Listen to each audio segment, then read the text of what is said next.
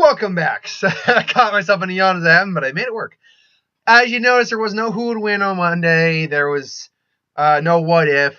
I got caught up on something when I had work on Sunday, and Monday work combined with other things. I just couldn't get around to it. So, cram yesterday's What If, Who Would Win, the What If from the weekend, and tomorrow's What If, Who Would Win today.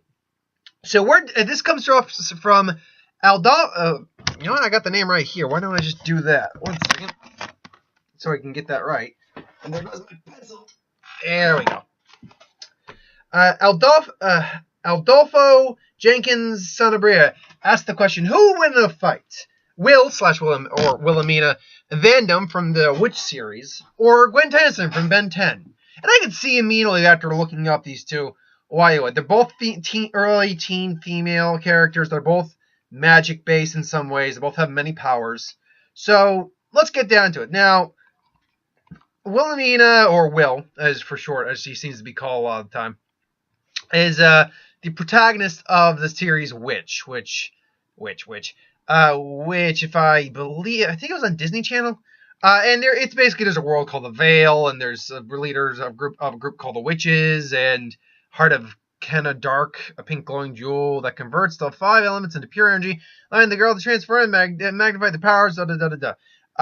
She holds this, and she's the protector of this. In terms of her personality, she is tomboyish but sensitive, allergic to nettles. Frankly, there's not much else. She has a crush on. Nothing that. Does she have a temper? She's known for having a fiery and unstable temper, just like her mom, which could possibly play a factor in this fight.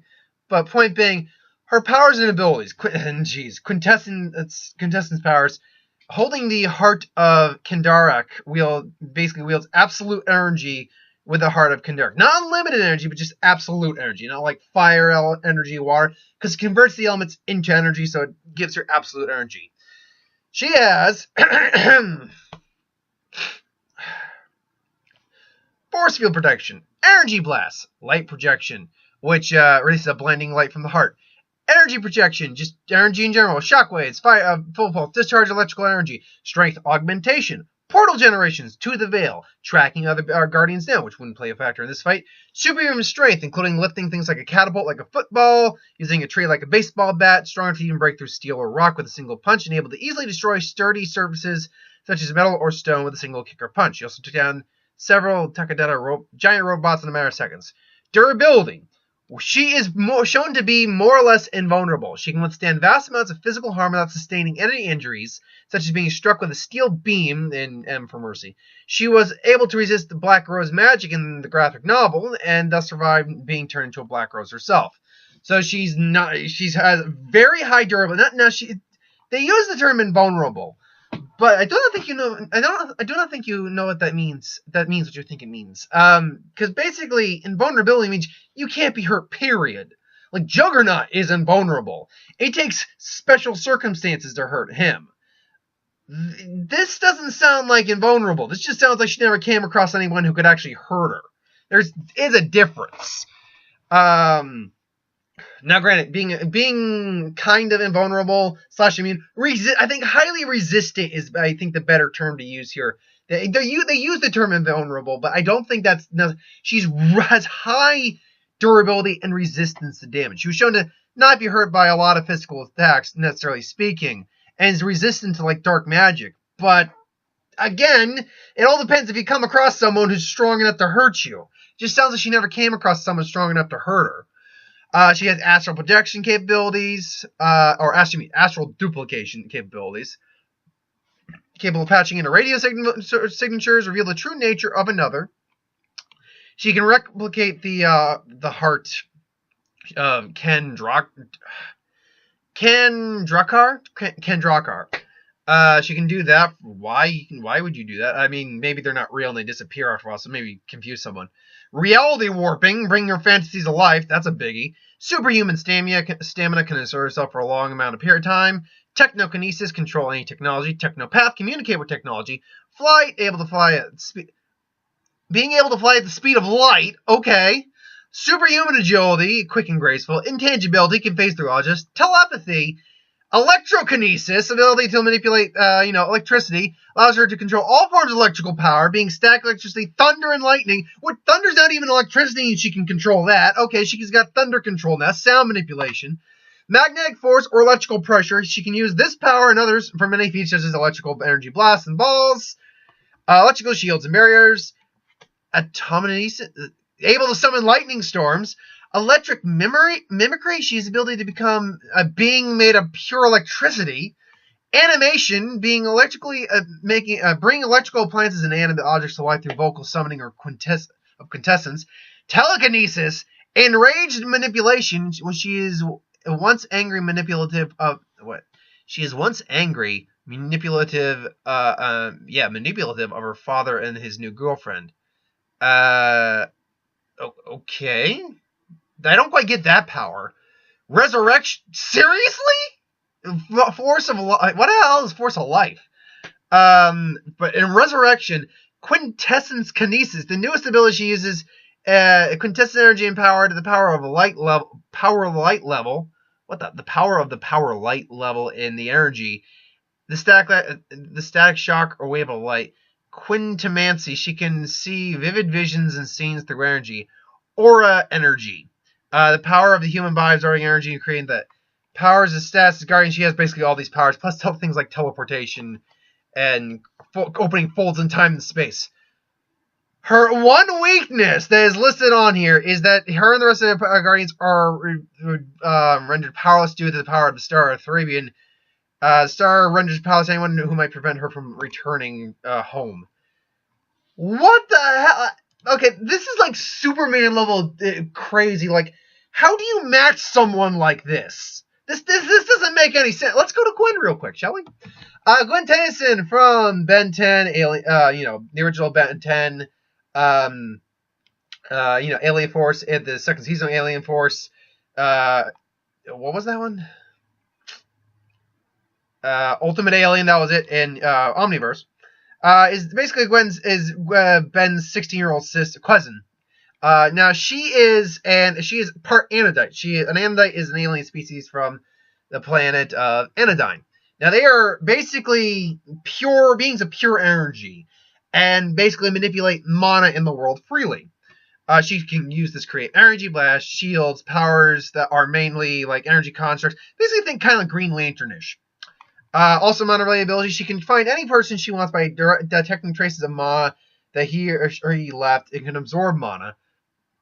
Also capable of telekinesis, teleportation, heat vision, telepathy, and healing living beings. She can also transform into an Anodite herself, and her Anodite powers are greatly enhanced, including demonstrating abilities of flight and size alteration.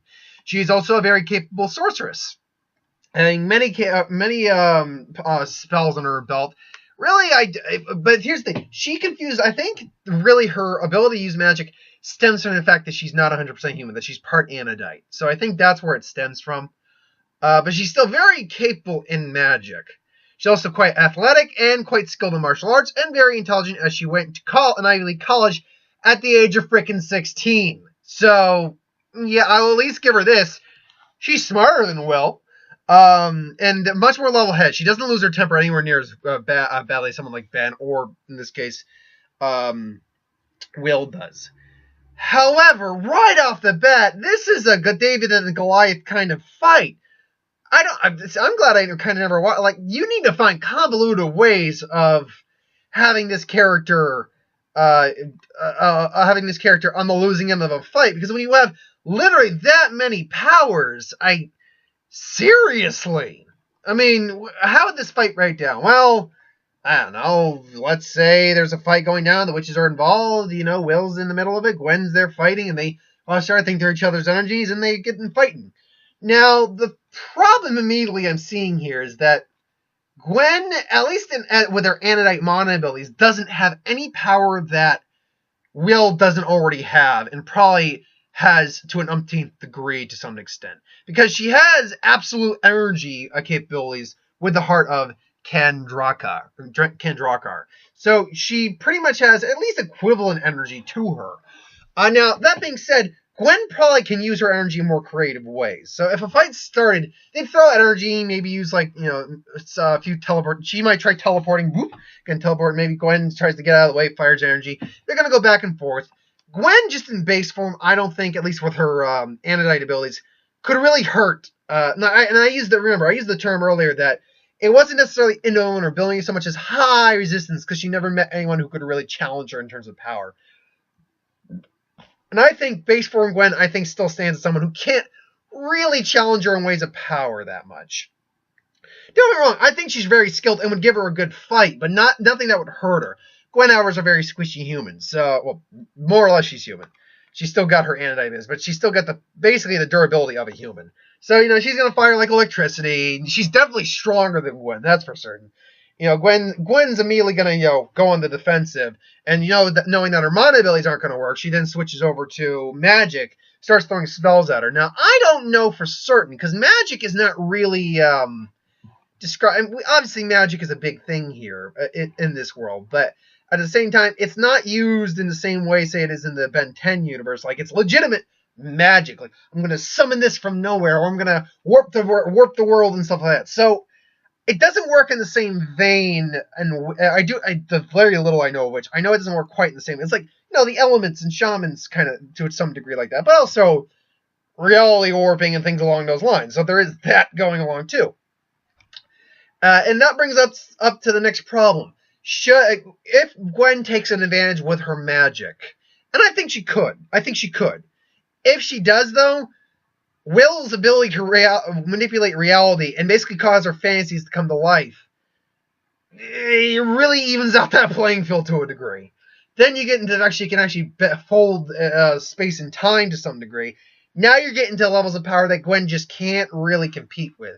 Even if she goes full, only set thing I see her possibly being able to do is going full Anodite, and I think that kind of being might be able to overpower Will to a certain extent. But then you still go into folding space and time, altering reality, for God's sake.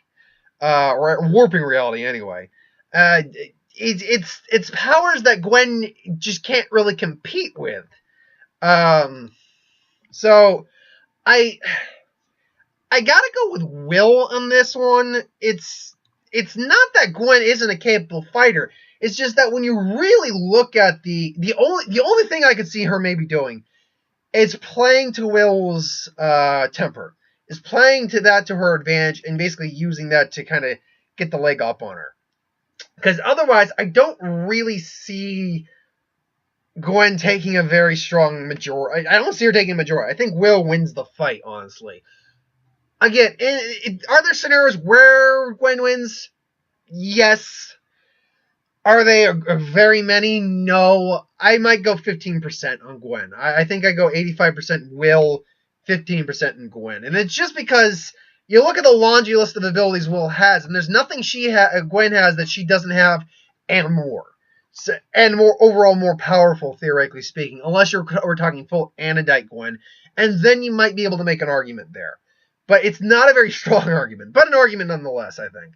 So yeah, I gotta go Will, but let me know if you think different. If you do, that's perfectly cool. I'm not gonna argue, because, again, we're talking about one character who I know quite a bit about, because I watched a lot of Ben 10, and one that I know very little about. But anyway, yeah, let me know what you think. Put your comments down below. Let me know. Thanks for watching. I hope you enjoyed. Like, comment, share, and subscribe. As always, if you want us to review something, put in the comments below.